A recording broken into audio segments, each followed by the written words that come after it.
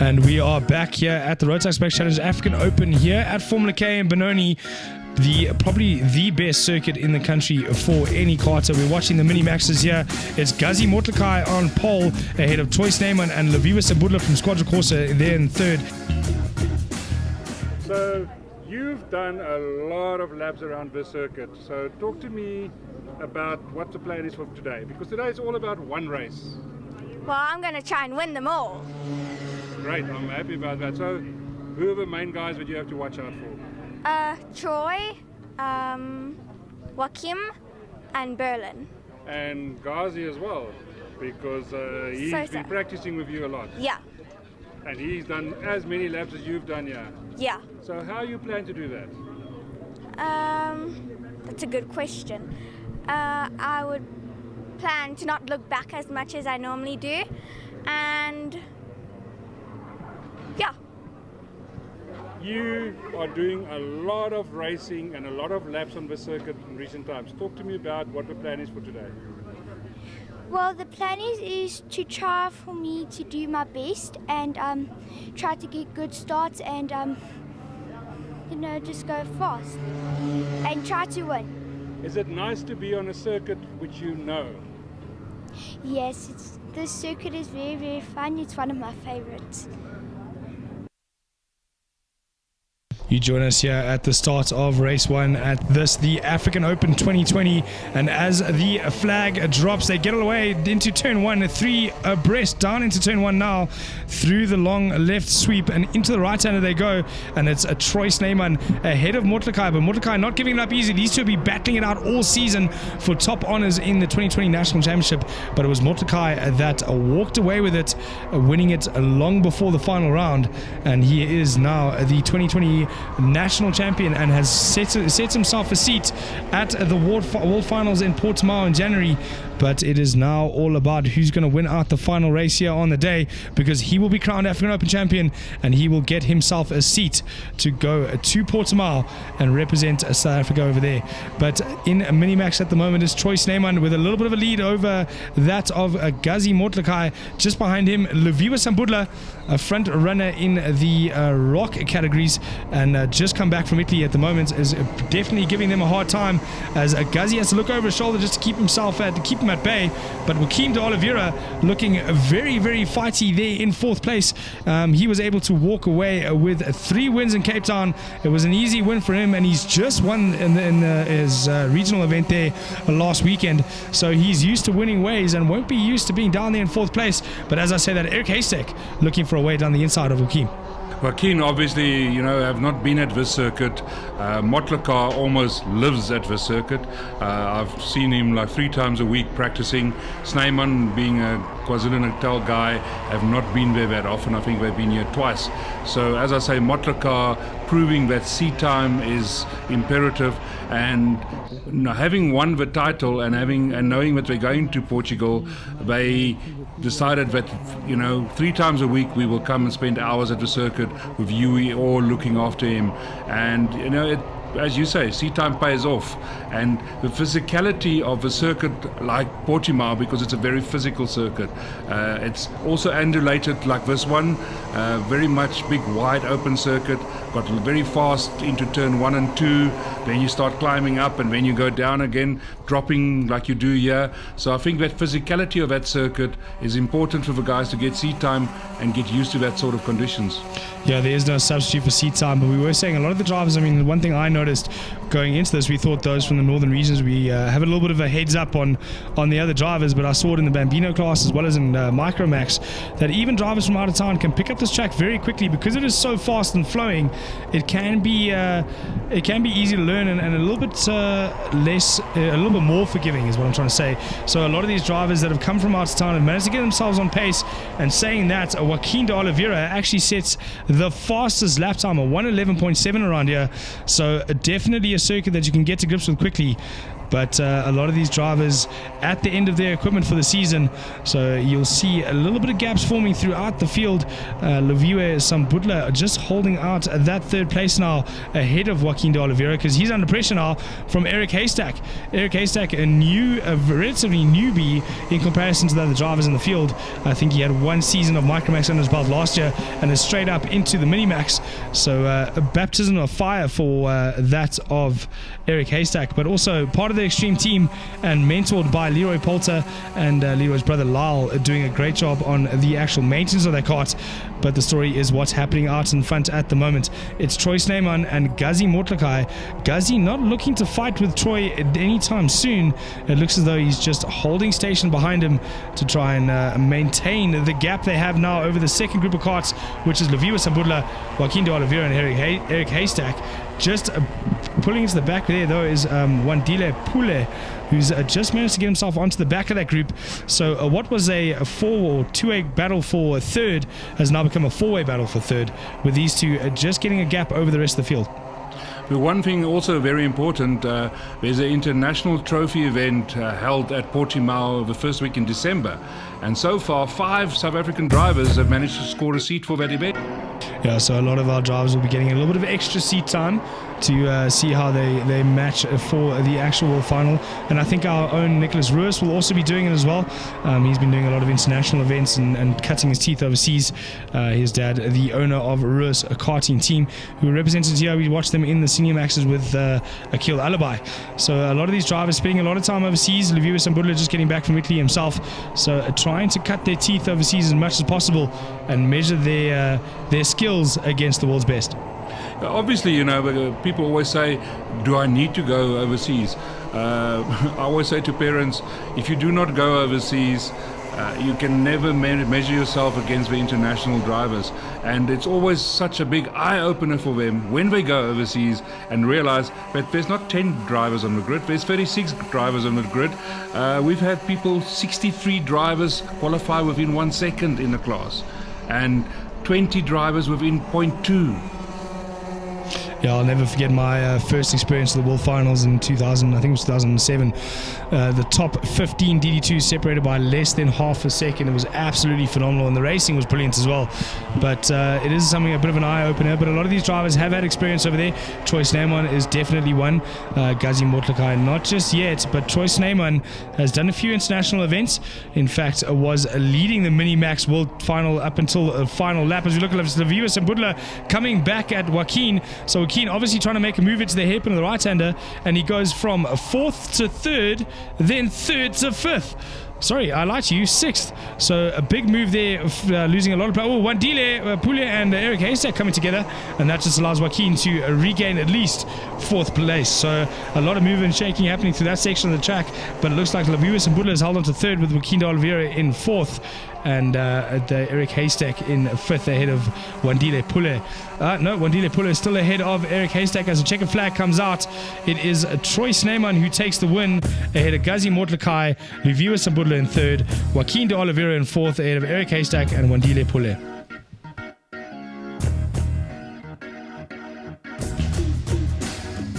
Into race 2 we go now. Starting position is your fastest lap from race 1, and strangely enough, you don't see our two protagonists on the front row. It is Eric Haystack and Joaquin de Oliveira that start 1st and 2nd. Eric Haystack a bit slow off the line. It's going to be Joaquin that goes around the outside of him, but Liviwe Sambudla from nowhere gets the whole shot ahead of Joaquin de Oliveira. So Liviwe Sambudla leads out Joaquin de Oliveira ahead of Gazi Motlakai and Troy Snyman. The big loser there, Eric Haystack, from the pole position, or sorry, from 2nd place, drops himself down into 5th, but it's the same 5 drivers we saw battle it out earlier. We're only missing Wandile Pule, but Wandile has dropped down behind that of Berlin Robinson, so I think they're going to be battling it out for their positions, with these 5 hanging it out for the lead.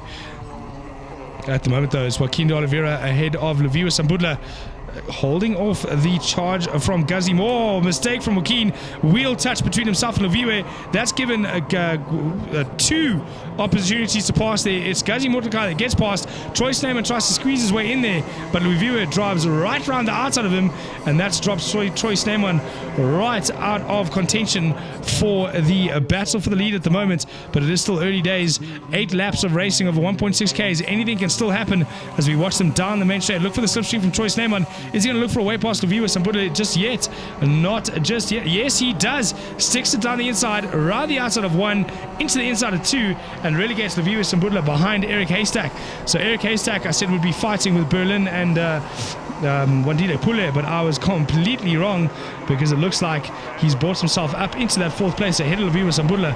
So these two need to get their heads down to get back onto the front pack. We know that Eric Haystack's fast, but Leviwe Sambula is having nothing of it. He sticks it down the inside. So that, to me, a little bit of a mistake. He might need to hang on to Eric and use his pace. We know he's got pace to get himself back onto the front group. But if those two start battling now, they're going to lose the front group. Speaking of the front group, though, it is Joaquin de Oliveira under pressure from Gazi Motlakai into this hairpin. Yes, Motlakai, in the last national came there, already have won the championship, and then duly got himself involved in a massive battle.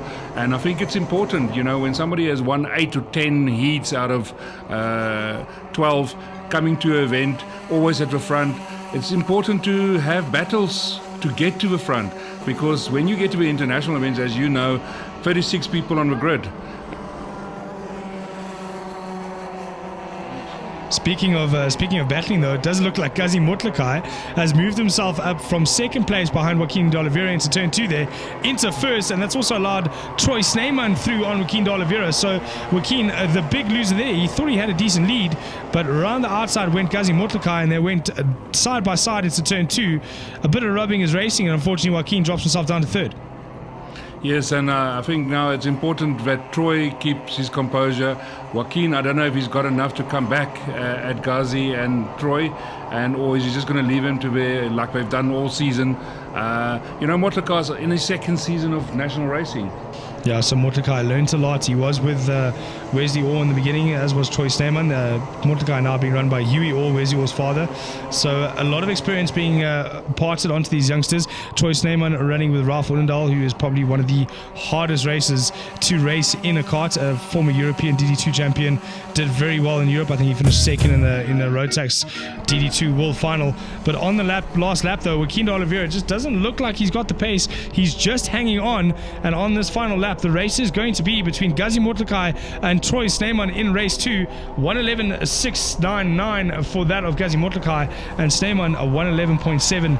Joaquin de Oliveira 1:11.728. So the pace is close, but it just looks like Gazi Motlakai does have enough to get through this final lap ahead of Troy Snyman. It is only half a car length at the moment. Whether Troy can find some time on the brakes, close that gap, and have a move done on him as soon as possible, I don't think he's close enough just yet. This will be where he could do the dive. Whether he's going to be brave enough to do it from that distance, if that was going to happen, that would have been a last dive, and probably would have ended both their races. Into the corkscrew they go. We haven't seen many passes happen in here, so it looks like Gazi Motlakai is going to head away with a race 2 win. So a win each for Troy Snyman and Gazi Motlakai here on the day. Troy Snyman gets his head down hard, but I don't think it's going to be enough to get across the line ahead of Gazi Motlakai, and Gazi taking a win here in race 2 ahead of Troy Snyman, Joaquin de Oliveira, Eric Haystack in 4th, and Leviwe Sambula rounding out the top 5.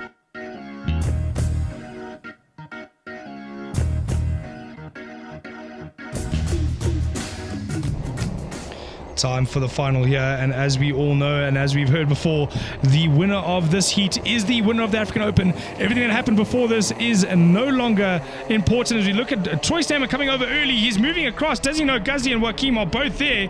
There was a lot of wheel contact, and it looks like the big winner there was Joaquin de Oliveira coming across into turn 1, getting the whole shot ahead of Troy Snyman, and Gazi Motlakai all the way down in 3rd at the moment. So Gazi, the big loser at that start, and he's dropped all the way down to 3rd, with Leviwe Sambula in 4th and Eric Haystack in 5th place. So the same 5 drivers we saw fight it out in race 1 and race 2 are now fighting it out in race 3.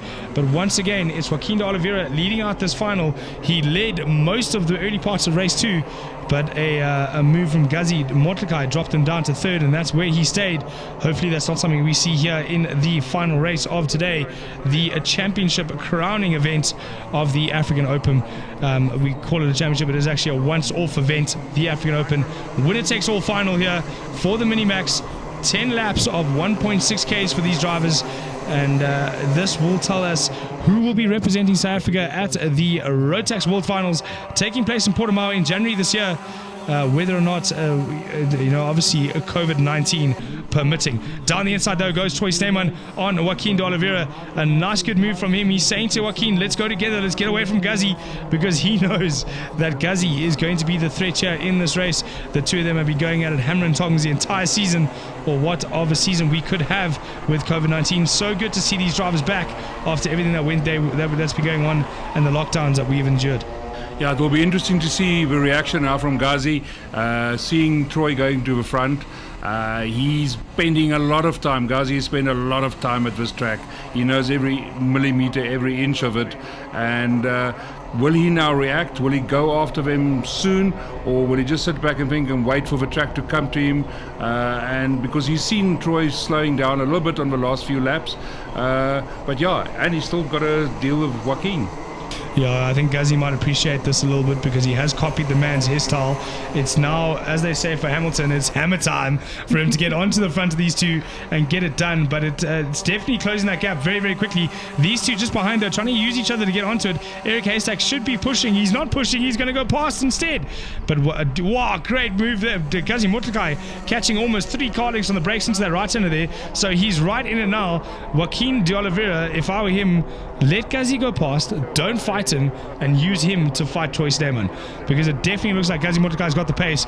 And as we know, this is a winner-take-all final. We know there's no love lost between the two of them, Troy Sneeman and Gazi Motlakai. So for Joaquin, it would be clever to let Gazi get onto the back of Troy Sneeman, as he's done now, and fight with Troy Sneeman. Joaquin, though, not taking my advice, clearly my voice not getting through to him. He dives down the inside, doesn't complete the move, and that has given Troy Sneeman, he does it again though, into the hairpin.